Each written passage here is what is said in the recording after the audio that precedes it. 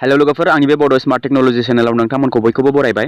लोगोफोर यूट्यूबा जोंनि थाखाय गोदान आपडेट लानानै फैबाय थायो।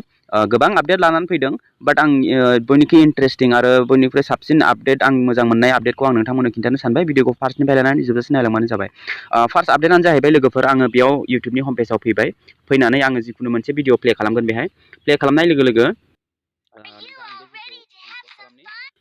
दा बेयाव प्ले खालामनाय लोगो लोगो नोंथाङा गाहायाव नुबाय लाइकनि आरो डिसलाइक शेयर डाउनलोड सेभ बेफोरनि अपसन नोंथाङा नुनो मोननाय जादों।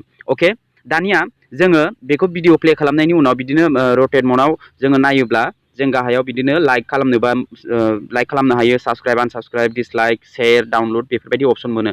दानिया जोङो रटेट मदाव नायोब्ला बेखौ गिदिर स्क्रिनाव बेफोरबायदि नायोब्ला जोङो बेहाय गाहायाव नुनो मोनगोन बेयाव लाइक दङ डिसलाइक दङ ओमफ्राय प्लासनि आइकनाव थुबा बेयावनो कमेन्ट सेक्सनबो दङ, शेयारनि अपसनबो दङ आरो प्लेलिस्ट सेभ प्लेलिस्टनि अपसनबो बेयावनो नोंथाङा नुनो मोननाय जायो आरोखि। बे फिचार्सआ बयनावबो थांबाय, सिगां बेफोरबायदि नङामोन। दा प्रटेक्ट मोडआव नायोबाबो जोङो बेखौ मा खालामनो हायो बिनिफ्रायनो लाइक डिसलाइक बा शेयार कमेन्ट्स खालामनो हायो आरो। नेक्स्ट आपडेटआनो जाहैबाय लोगोफोर नेक्स्ट आपडेटआ आङो आंनि चेनेलाव आं थांनानै खिन्थाहैनि। जेरैहाय हमनानै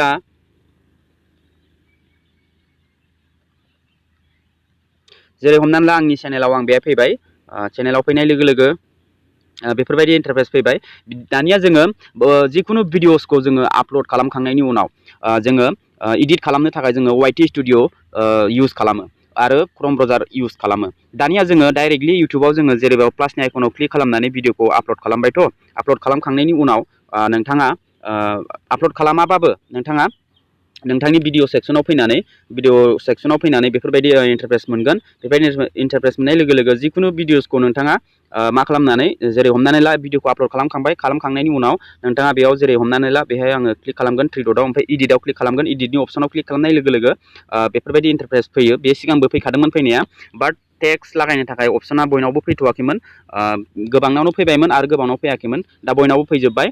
0 साबस्क्राइबारानो जा बा मनिटाइज जानायानो जा बा जायियानो जा बेयाव नोंथाङा टेक्स्ट लागायनो हायो। बेयाव वाइटि स्टुडिअ थांनानै जोङो टेक्स्ट बायदिसिना बेफोरखौ इडिट खालामोमोन जों बेयावनो। टाइटेल डिसक्रिपसनाथ' दंखायोमोन, बेनिफ्रायनो नोंथाङा दा गासिबो खालामनो हायो। आरो बे फिचार्सआ फैथ'वाखै, फैगोन बाट गोबांनावनो फैबाय। बेहायनो नोंथाङा थाम्बनेइलबो लागायनानै लानो हानायनि अपसन्स फैबाय आरोखि। बिनिफ्रायनो नोंथाङा थाम्बनेइलबो चेन्ज खालामनो हायो, थाम्बनेइलबो एड खालामनो हायो, टाइटेल टेग डिसक्रिपसन्स नोंथाङा बिनिफ्रायनो गासिबो इडिट खालामनो हायो भिडिअखौ। वाइटि स्टुडिअआव थांलायनाङा। जास्ट जोङो एनालिटिक्सनि थाखायसो जों वाइटि स्टुडिअआव थांनो गोनां जाहैगोन आरो। बेसेबां रेभिनिउ मोन्दों, बेसेबां भिउस, बेसेबां माने बबे भिडिअ मा बेफोराव गासिबो बेयावनो नायजोबनो हायो आरो। सिगां बेफोरबायदि अपसना गैयामोन। अके आरो नेक्स्ट आपडेटआनो जाहैबाय जोङो मा खालामो कमिउनिटि पस्ट जिथु जोङो कमिउनिटि पस्ट खालामोना, बे कमिउनिटि पस्ट खालामनायाव जोंना बेफोरबायदि गोबाङानो माने बिदिनो पल्स एन्सार कुइसन्स बिदिनो टेक्स्ट बायदिसिना लिरनानै हरो बा फट' आपल'ड खालामनानै जोङो पस्ट खालामो कमिउनिटि टेबाव। जेरै प्लासनि आइकनाव क्लिक खालामनानै बेयाव क्रिएट ए पस्ट दंना, बेयाव क्लिक खालामनानै जोङो जिखुनु फट' बा बबेबा वेबसाइटनि लिंक जोङो बेयाव प्रभाइड खालामो। दानिया बिदि प्रभाइड खालामखांनायनि उनाव जोङो मा खालामनो हागोन बेखौ मिनिमाम 24 आवार्सनिफ्राय लानानै 72 आवार्ससिम, जेनेबा मास मोनसे मोननै मोनथाम बिनि गोबाव थाया माने।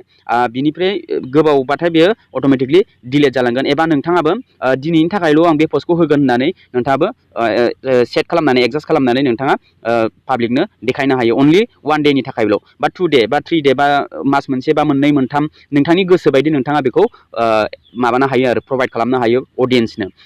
थिग बिनि उनाव नोंथाङा जेसेबां टाइम होदों बे अट'मेटिकलि डिलेट जालांगोन। बिनि उनाव बेहाव इउटुबा मा फायदा जागोन जे गोदान माने पस्ट हरबाय थाथों होननानै माने इउटुबा बेफोरबायदि आपडेटखौ हरनाय जादों आरोखि। बे मोनथाम इन्टारेस्टिं आपडेटखौ आङो नोंथांमोननो खिन्थाबाय आरो गोबां दंबावो। आं बिदिनो मोनसे भिडिअ लाबोबाय थागोन।